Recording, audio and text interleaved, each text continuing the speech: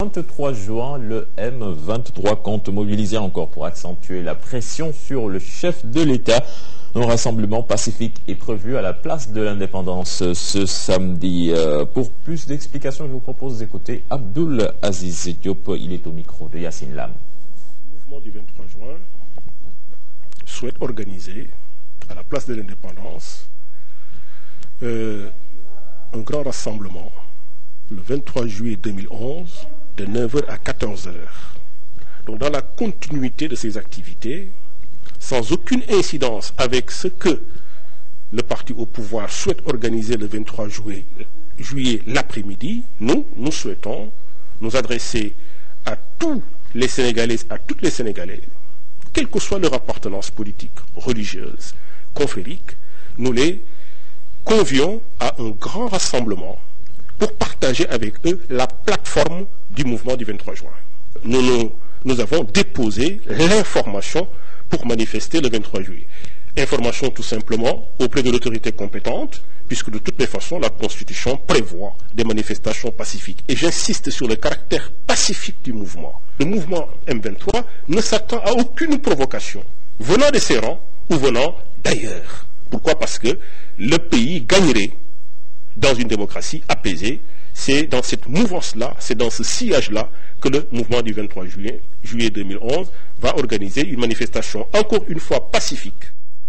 C'était Abdoul Aziz Diop. On rappelle, la mouvance présidentielle va également manifester ce samedi 23 pour montrer son soutien au chef de l'État. Une expression à la mode, wahet, elle fait fureur depuis la sortie du chef de l'État le 14 juillet dernier. Beaucoup jugent l'expression péjorative. Eh bien, pour en savoir plus, Ibrahim Diouf est allé à la rencontre dans l'Inguste. Reportage. Une expression qui nourrit aujourd'hui toutes les discussions, dans la presse comme dans la vie de tous les jours. Wahet est utilisé par le président de la République pour confirmer sa candidature. Des mots qui posent un débat. Nous avons plusieurs zones de linguistique en Wolof. Dans le Baol, le Ndiambour et le Kadior, on entend souvent dire, pour se dédire, Mawachon, j'avais dit le passé, Wahet, je me dédie. C'est exactement ça, Wahet, j'avais dit, je me dédie. L'on a tendance à dire qu'en politique, tout est permis. Existe-t-il alors d'autres expressions qui ont la même valeur sémantique? Des expressions sur la suffixation du mot « et ». Comme j'ai dit, lorsqu'on arrache un pagne, on peut dire « gnoret ». Lorsqu'on sort de manière virulente, on jaillit de manière virulente, on dit « bouhet ». Et donc, on a une expression qui a une connotation quand même assez péjorative en Wolof et qu'on retrouve dans un certain nombre de mots. C'est une suffixation péjorative parce qu'on sait, en français, on a le même fonctionnement avec les mots qui se terminent par ARD. Un vantard, un soulard, etc., un gueulard, un chauffard, c'est des suffixes péjoratifs. De telles expressions sont-elles acceptables dans notre société? Donc chaque parole a un espace dédié et dès que la parole sort de son espace dédié, elle fait un effet. Et c'est le cas aujourd'hui où entre ceux qui disent qu'il a dit et qui disent qu'il n'a pas dit, il faut réécouter carrément toute la séquence phrastique pour comprendre exactement ce qu'il a voulu dire. L'élection présidentielle de 2012 pointe à l'horizon. Le jeu de langage ou la guerre des mots est en vogue. Chacun y va de son inspiration, même si ça choque parfois. Sur l'international, Cellou Dalein Diallo condamne la tentative d'assassinat du président guinéen Alpha Condé. Le leader de l'opposition guinéenne déclare n'être mêlé ni de près ni de loin à cette affaire. Il est interrogé par Yacine Lam.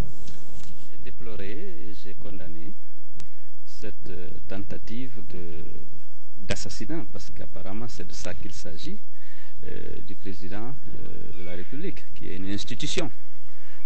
Même si cette action était dirigée contre la vie d'un simple citoyen, je me serais élevé contre ça, à la plus forte raison, premier magistrat du pays, qui est une institution de la République.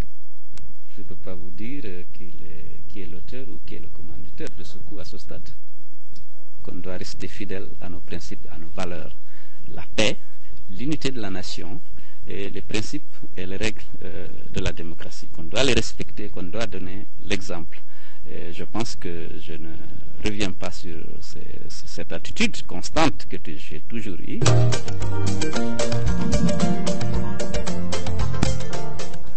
place maintenant à la page des sports que nous démarrons avec la lutte, le face-à-face de Mohamed Ndao Tyson et Balla Gaye. C'était hier, la tension monte vraiment entre ces deux lutteurs qui doivent se rencontrer le 31 juillet prochain. En face-à-face très attendu. Donc, Aïssatou, la tension monte. Et puis, elle va même crescendo. Il faut dire que Balla Gaye, quand même, il apporte du piquant. Qu'on l'aime ou qu'on l'aime pas, il ne laisse pas indifférent. Et, il a compris que le jeu, c'est de faire du show. Hein, il le fait bien. Il a déjà vendu son combat, donc tout le monde attend avec impatience le 31 juillet. Il y en a certains qui attendent une bonne correction de Mohamed Ndao Tyson de sa part. D'autres veulent que le lutteur de Guédiawaye prenne le davantage au soir du 31 juillet prochain. Et puis, Copa América, l'Uruguay attend la finale. Hier tard dans la nuit, les coéquipiers de Forlan ont battu l'équipe de Pérou 2-0 en doublé de Suarez. Suarez, l'ami des Ghanéens. Suarez donc qui a marqué à 2 reprises et qui envoie la Céleste en finale de la Copa América. Donc l'Uruguay, après sa 4e place lors du dernier mondial, qui commence à renouer avec le Gotha du football mondial. L'autre affiche est prévue cette nuit. Elle va opposer l'équipe de Venezuela face au Paraguay. Donc c'est tout pour la page des sports. L'agenda du jour. Oui. À noter en sit-in de l'intersyndicale sans pix de la RTS. Ce sera à 11h. Ça promet. Ça promet. Ouais.